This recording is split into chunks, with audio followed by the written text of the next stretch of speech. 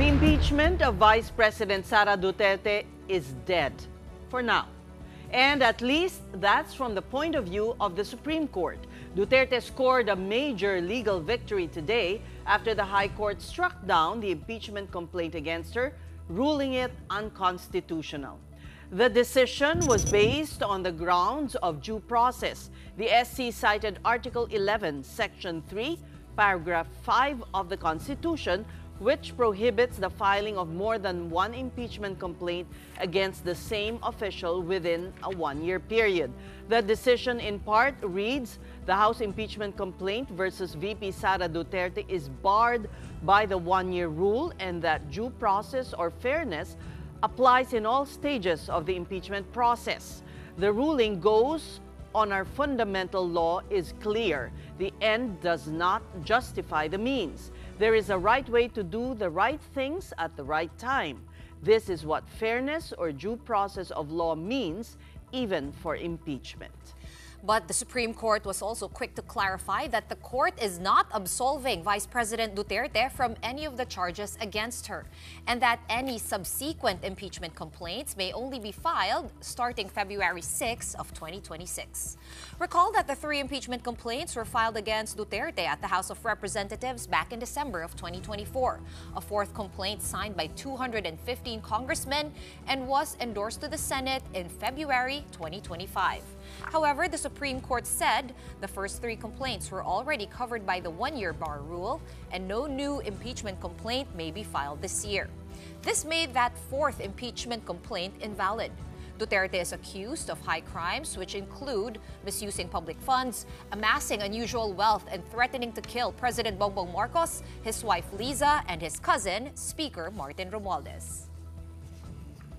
Reactions to the Supreme Court ruling were swift. Akbayan Party List Representative Percy Sandanya did not mince words, saying the High Tribunal has reduced itself as a supreme coddler of the Vice President. The dismissal, Sandanya claims, has set a dangerous precedent. The lawmaker believes corrupt politicians may now escape accountability by hiding behind the Supreme Court. For his part, Senator Tito Soto said he would rather hear what the House of Representatives has to say. He added that he will be studying all legal luminaries' advice that the Senate can disregard the SC's decision. For Senator Amy Marcos, the Supreme Court's decision should just be honored and respected. She likewise asked her fellow senators to go back to work, put the interests of the nation and the people first, and to refrain from politicking. Meantime, incoming Senator Bam Aquino maintains that the impeachment trial should continue. Aquino said, as a co-equal branch, the Senate's mandate under the Constitution on the impeachment process is clear and should be respected.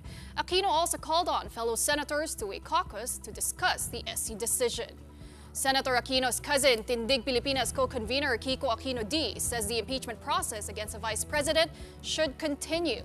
D's group was one of the impeachment complainants. Why do we feel this urgent to impeach the Vice President? Kagaya ng pinapakita niyo po footage ngayon, no? So we were all there nung nag-press con siya noong November na nagbaba siya ng grave threats. And ako, I'll be honest, no? Wala akong pagmamahal kay President Marcos. And in fact, when she said those things at first, medyo natuwa pa ako. Alam mo yun, buy one, take one. Ayoko naman si VP Sara. Ayoko si Bongbong Marcos. Kung may mangyari kay VP Sara, we also get Bongbong Marcos funny. But as a Filipino citizen, I had to stop and think, what kind of a country has a vice president that makes grave threats like this? What kind of country has a vice president or any kind of public official that brags about hiring an assassin? To weigh in on this development is Attorney Jesus Falsis. Good evening to you, Attorney. Pa-unmute po.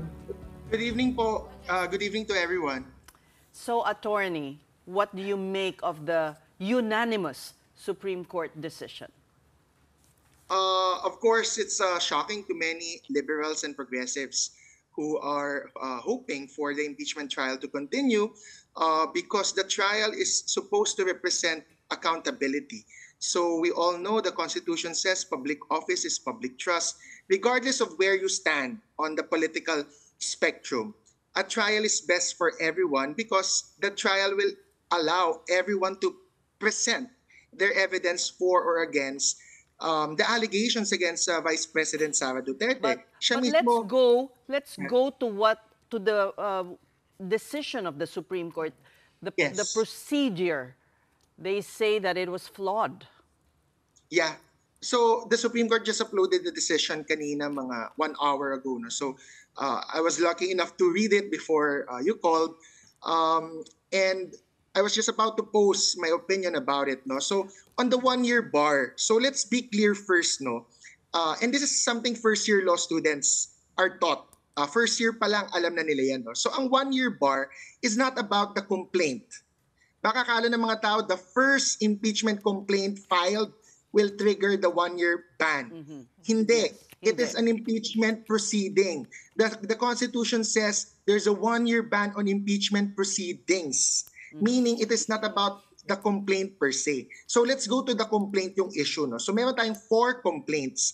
The first 3 complaints filed by civil society groups. The first one endorsed by Akbayan. The fourth one was more or less, I can admit to this naman, no? It was machinated or orchestrated by the House itself, the leadership, and maybe those who are politically opposed to Sara Duterte. That's the 4th impeachment complaint. Let's call that the Speaker Martin Romualdez complaint. No? Okay. So the first 3 complaints are by civil society groups. The very first one was filed before the House on December 2, 2025. That was endorsed by Akbayan and filed by the civil society groups. Bakit natin tinitingnan yung December 2? Hindi yan yung date na nagtitrigger ng 1-year ban pa. Because the Supreme Court says and the Constitution has said na the complaint must be filed and referred. So dalawa ang kailangang mangyari before the initiation of the proceedings is triggered and the 1-year ban applies. So the Supreme Court decision, luckily I read it before you called, no? Justice Leonen is the ponente, he's the writer of the main decision. And nasa decision niya mismo, no, page 64. Page 64 of the decision, he says that the House of Representatives actually complied with the 10-day session rule. So ano ba yung 10-day session rule, no? From the moment of filing of the complaint by Akbayan and the civil society groups or the people behind it, that complaint must be referred to that must be included in the order of business of the House of Representatives within 10 session days. Ngayon, let's clarify, ang 10 session days is not calendar days. Calendar days is parang tayo sa bangko, sa work, next day, tomorrow, that's 1 calendar day. Ang session day can actually last for 3 to 5 days per session. It depends on the rules of the House and the calendar of session days of the House. So nag-present ang House in its reply. Nung nag-file ng answer ang House of Representatives to the petition to dismiss because of 1-year ban rule, no? Ang House nagbigay ng evidence na it did comply with the 10 session days. So when was the first 3 impeachment complaints referred to or included in the order of business? From December 2, of course mukhang malayo, no? Kasi nga again calendar days ang tinitingnan. But it was included in the order of business February 5. February 5, 2025, that was the 10th session day. And page 64, the decision of the Supreme Court written by Justice Leonen admits na the first impeachment complaint up until the 3rd, no? Wag muna natin pag-usapan yung 4th, was indeed included in the order of business on February 5. Now, what else happened on February 5? February 5 was also the same day that the 4th, yung pang-apat, the Speaker Martin Romualdez complaint was filed and signed and endorsed by 1/3 members of the House.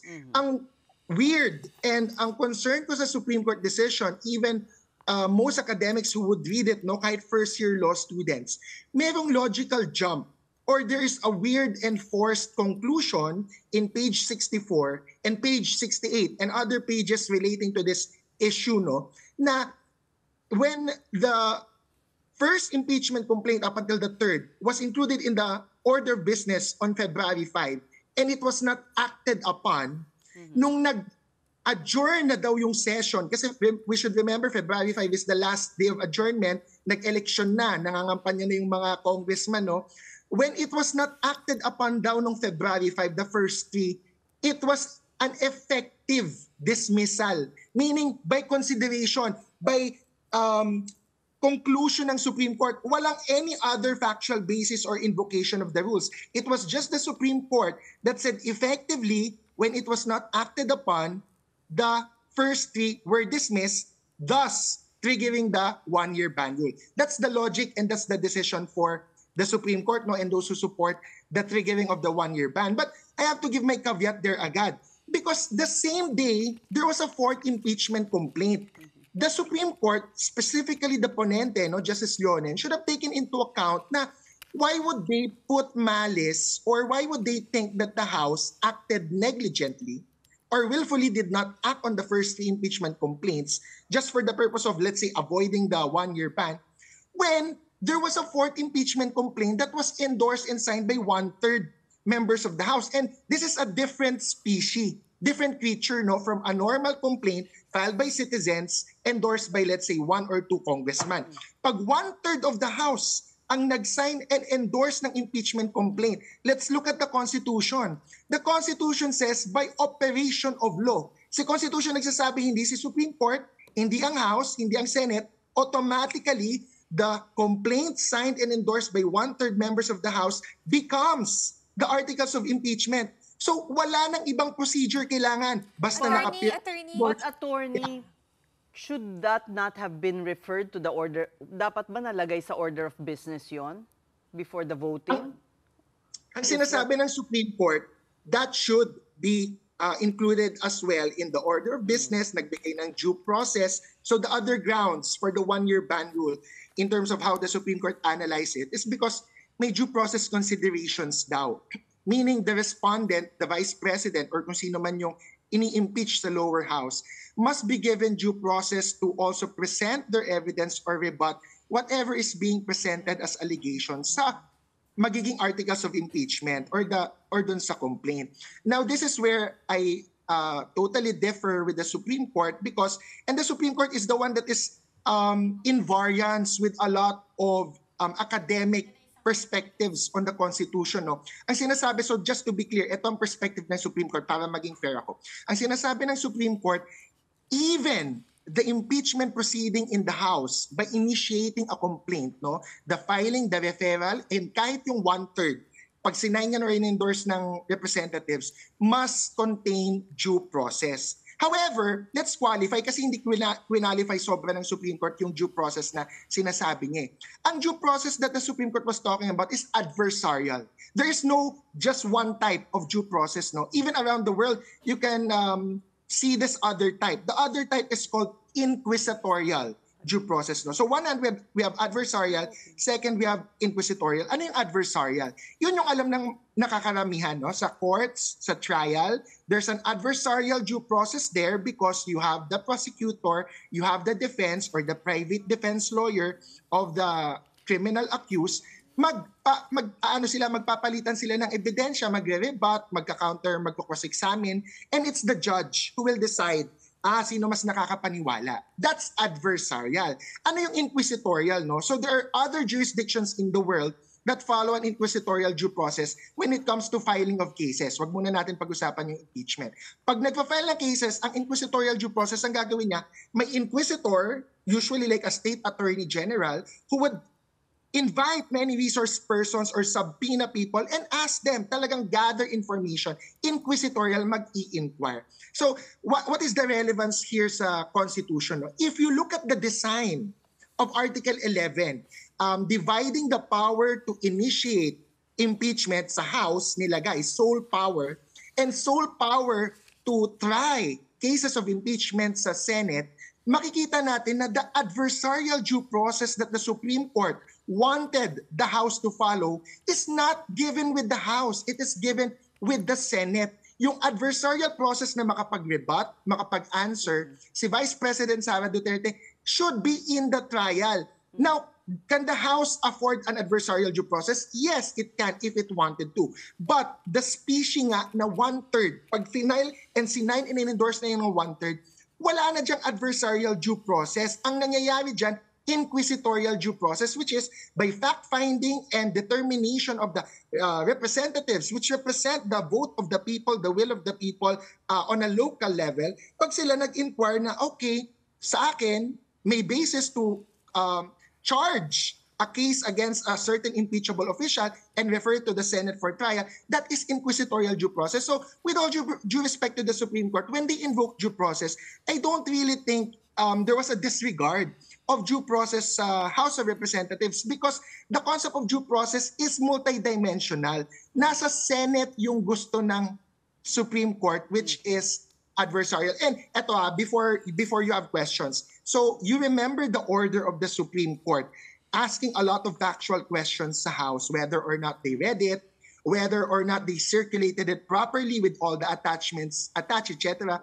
And Justice Carpio, and I think Congressman De Lima, they said no, that was judicial overreach because, for example, you don't ask the Supreme Court justices if they read the decisions that they signed their names on. So sabi ni Justice Carpio, it's courtesy and separation of powers na if the congressman sign and endorse an impeachment complaint, you don't really ask na, did you read it? Did you check the evidence? How much time did you have to do that? No? What am I pointing out here? If you look at the Supreme Court decision na prohibiting the impeachment trial from continuing, it said it imposed a lot of other procedural nitty-gritties on the House, which is a form of judicial overreach. Parang mina-micromanage na ng Supreme Court how the House of Representatives should initiate an impeachment case, which the Constitution said sole power to initiate is with the House. Now, of course, grant again, the Supreme Court can check all government agencies kung may grave abuse of discretion. Pero that is why merong separation of powers na ina-outline ng Constitution, eto sa'yo, eto sa'yo. Kapag klaro na ang isang power ay nasa isang chamber or nasa isang branch, there should be judicial restraint and there should be judicial humility na wag natin pakialaman kasi ang dami nating ini-impose, sila naman ang may power to impose or regulate their own rules and guidelines. So, with all due respect to the Supreme Court, madami silang nilagay sa Constitution. In effect, in-amend nila yung Constitution. Walang sinabing procedure yung Constitution, pero sabi ng Supreme Court, hindi, kailangan idagdag ito.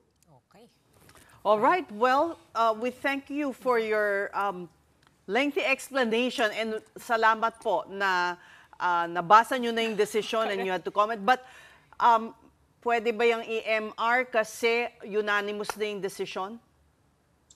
I don't think it's advisable to move for reconsideration kasi very unlikely na given the voting na wala man lang dissent. Although we have to note si Justice Caguioa was inhibited, no? Hindi siya nag-take part in the decision. No? But if the decision is unanimous, it's unlikely they will reverse it. So actually, this is not from a legal angle anymore.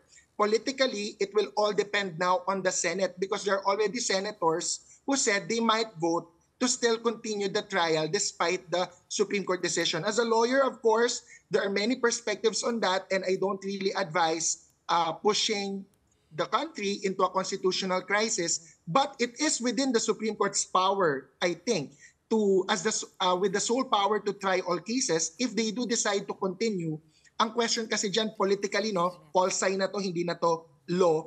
Ang tanong, what can the Supreme Court do if the Senate decides to continue? That's the question. All right. Well, we thank you so much for both your legal and political insights, Attorney Jesus Falsis.